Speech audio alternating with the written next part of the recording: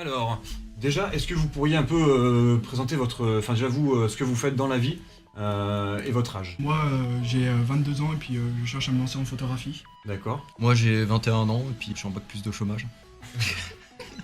T'as des expériences dans certains trucs ou... Charcuterie D'accord. et informatique. Puis moi, Thomas, 18 ans et je suis équipier à McDonald's. Et du coup, comment vous en êtes arrivé à l'Urbex et déjà comment vous êtes rencontrés tous les trois? Alors déjà, j'étais là, c'est un ami que j'ai rencontré au collège. On est restés potes et puis un peu plus tard, en commençant le parcours, j'ai rencontré Dylan.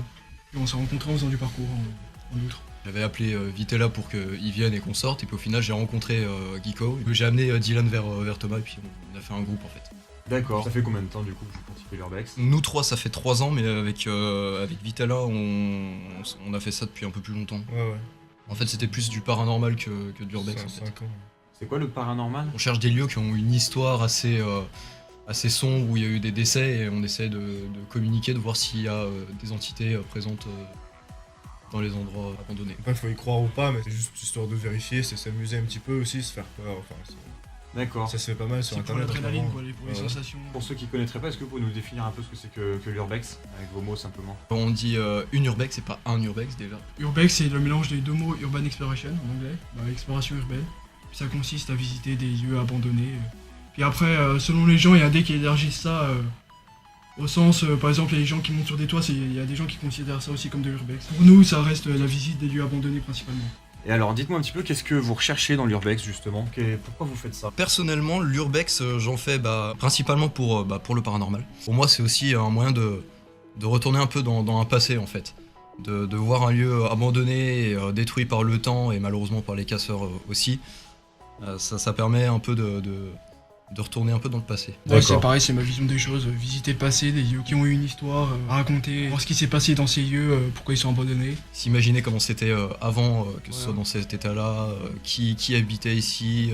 Ce que je vois dans l'urbex personnellement. Moi, c'est sensiblement la même chose, et puis c'est surtout possible par curiosité. On voit un bâtiment un petit peu en ruine, un petit peu pas comme les autres, quoi. On a envie d'explorer, de voir ce qui se passe dedans. L'ambiance qui en dégage, etc. Voilà, l'ambiance. Et est-ce qu'on y trouve de la beauté? Parce que finalement, on peut dire que c'est moche ces bâtiments que vous visitez. Le concept de beauté, en fait, c'est subjectif. Par exemple, il y a quelqu'un qui peut trouver un lieu abandonné beau, dans le sens où c'est ravagé par le temps, il y a une histoire derrière, en fait.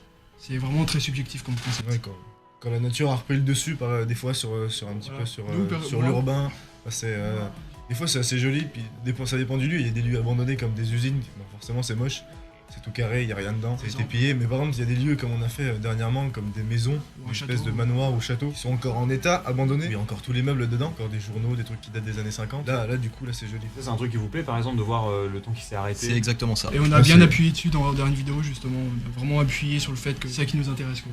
D'accord. Et vous parliez de l'histoire des bâtiments, est-ce qu'il y a un bâtiment qui vous avait marqué par son histoire? Le moulin, oui, il a vraiment une histoire, il a vraiment une grosse histoire et également notre toute première urbex, l'hôpital abandonné de Chaon. D'accord, et est-ce que vous pourriez nous raconter en 2 mots cette histoire par exemple de l'hôpital abandonné ou du moulin? Le moulin, c'est une histoire, c'est vite fait. C'est en gros, pendant la guerre, pendant l'occupation, il y a une femme qui habitait toute seule dans ce moulin. Parce que son mari était à la guerre, elle a couché avec un Allemand et elle est tombée enceinte. Et forcément, elle pouvait pas garder l'enfant, donc elle l'a tué et elle l'a mis dans un placard. Elle a été retrouvée après. En soi, il y a une histoire comme ça. Qui est quand même assez glauque. Et ça vous le ressentez quand vous êtes sur les lieux? Totalement, oui. Ouais, Il y a quand je crois même, qu'il n'y a jamais eu plus fort que ça en fait. Il y a quand même un gros sentiment de malaise quand on est dans les lieux, on se sent oppressé. Justement, là-bas, c'est là qu'on a vu plus de résultats en termes de paranormal.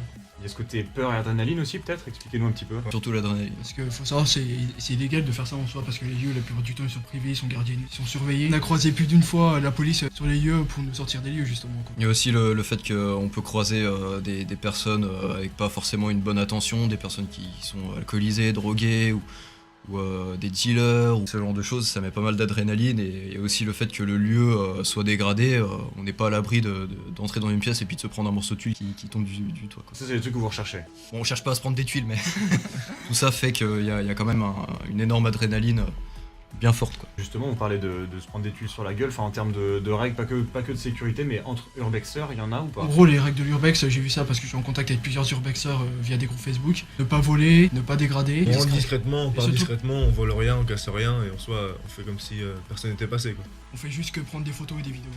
D'accord. Est-ce qu'il y aurait un urbex ultime pour vous? Moi, personnellement, un gros château, vraiment à l'époque, type 17ème, bien style Versailles quoi, mais dans ce genre-là bien classe. Plutôt du côté grand sanatorium ou ancien hôpital psychiatrique abandonné. Des trucs- En des termes de trucs glauque, glauques. ça serait pas mal. Je suis pareil que Vitella pour le coup. Il y en a un qui m'attire, malheureusement, c'est pas en France, c'est l'ancien hôpital du Kentucky, un sanatorium. Je crois. Ouais, je crois. C'est- C'est un c'est- truc qui soignait la tuberculose, je crois. Ouais, voilà. Bah, c'est tout abandonné, c'est immense. Et... Puis apparemment il se passe des trucs pas nets là-bas. D'accord. Et vous, en parallèle, vous faites du parcours aussi, si je dis pas de conneries. Oui c'est Bon, ça. Surtout eux. Ouais. Et comment vous feriez le lien entre ces deux pratiques, s'il y en a un à faire? Et bah, en fait, il y en a un assez gros à faire tout de même parce que certains lieux abandonnés sont pas forcément accessibles à tout le monde et il faut faire du parcours pour, par exemple, devoir escalader un mur de 2,50 m de haut et ensuite il y a une énorme chute derrière ou Faut bien être agile avec son corps quoi. des fois faut passer dans des petits endroits qui sont pas évidents. Récemment on avait fait une urbex où Vitella a dû monter sur la façade pour entrer par la fenêtre pour ouvrir un autre accès plus bas et c'est vraiment corrélé. D'accord. Et puis c'est le parcours qui nous a fait découvrir l'urbex dans le sens par exemple l'hôpital de Chalon c'est notre premier spot. On a escaladé un truc et puis Ça nous a amené là. ouais ça nous a amené là, on a vu une fenêtre ouverte, on est rentré quoi. D'accord. Est-ce qu'il y a des bons spots sur Chalon ou dans la région? Est-ce que c'est un truc où, parce qu'on imagine que l'exploration urbaine ça se fait du coup un peu plus dans les grandes villes où il y a peut-être plus de bâtiments abandonnés, des Ouais, etc. ça dépend. Ça Ça Un dépend. petit dépend. peu en Saône-et-Loire comment ça... Ça dépend. Bah, il y a le château là qu'on a fait. Qui est pas forcément dans une grande ville, hein, qui est Bah, il est dans un coin paumé. qui est mais- assez reculé. Ah, il y en a un petit peu partout après des trucs abandonnés. Ça Euh. peut être en pleine ville comme en zone industrielle, par exemple. Du côté Saône-et-Or, là, il y a plein d'usines. Il y a 3 usines qui sont abandonnées. Et bah, c'est reculé de la ville, du centre. Faut marcher une trentaine de minutes pour y aller, mais Et, voilà, quoi, il y a quand même et quelque puis chose. et puis on trouve Ça vaut le coup. Ouais, voilà. Ça- bah, c'est C'est pas, des c'est- usines après. c'est pas des bâtiments vraiment stylés, quoi. C'est des usines, c'est assez carré, mais bon. En fait, du parcours, c'est bien. oui, voilà, si on y va là-bas, c'est notamment pour du parcours, surtout parce que on peut aller avoir un accès sur le toit et qu'il y a énormément de tuyauterie et puis on peut faire des choses là-bas quoi. On peut en trouver aussi en plein centre-ville. Par exemple, derrière chez Abba, on a trouvé une espèce de gros manoir pas loin du commissariat en plein centre-ville. quoi. Complètement abandonné et le plus comique c'est la manière dont on arrive à trouver ces lieux abandonnés quoi. J'ai par vu hasard. par rapport à la toiture. J'ai vu Ouais. la toiture était pas en bon état, j'ai dit tiens c'est bizarre là-bas. Comment se passe la recherche? Bah en fait, pour ce manoir qui est juste derrière chez moi, en fait, on cherche pas. En fait, on se trimballait, limite je crois qu'on était en train de faire une session de parcours. Puis tout le monde s'arrête et tout le monde. Et puis il y en a un qui regarde et il dit mais c'est pas abandonné ça? Et c'est là qu'en fait on a trouvé que si en fait c'était abandonné, il y avait un énorme trou dans la toiture et on s'est dit bah il y a moyen de faire quelque chose. Est-ce qu'il y a un côté enfantin, curieux et un peu braver les interdits et de découverte, un peu Indiana Jones? Ah ouais c'est surtout Ouais. le côté exploration, découverte et tout. Il faut être discret, faut être un petit peu. Ça sort un petit peu des règles en soi. Vite s'adapter à son environnement, voir ce qui nous entoure, être attentif à n'importe quel son.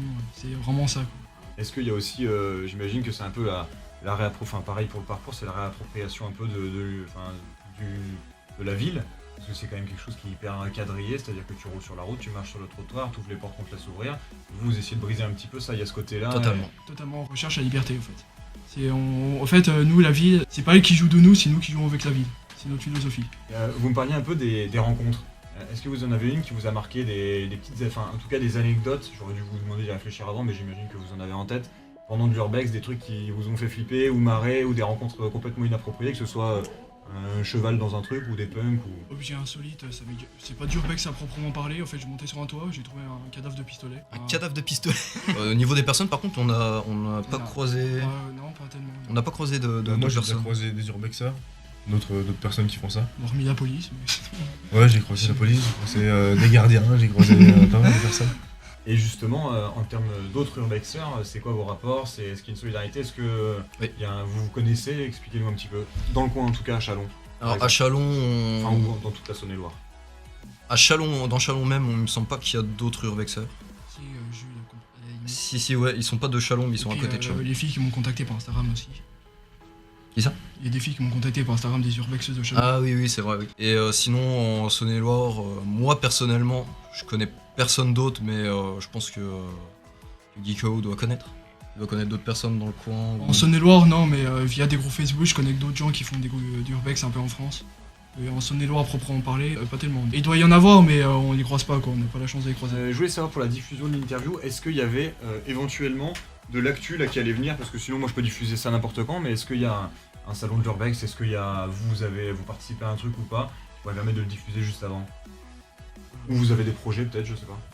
Alors, pour notre chaîne personnelle, on a On a une vidéo de parcours en tête. On a récemment sorti une vidéo d'Urbex. le projet à venir, il y aura cette fameuse vidéo de parcours. On n'a pas encore trouvé Urbex, on n'a pas retrouvé de lieu, donc il y en aura pas maintenant. Sur Urbex, c'est pas régulier, c'est au fur et à mesure qu'on trouve des lieux ou pas, en fait. C'est vraiment la chose la plus irrégulière sur la chaîne, je crois. En fait. Ça marche. Bah, super les gars.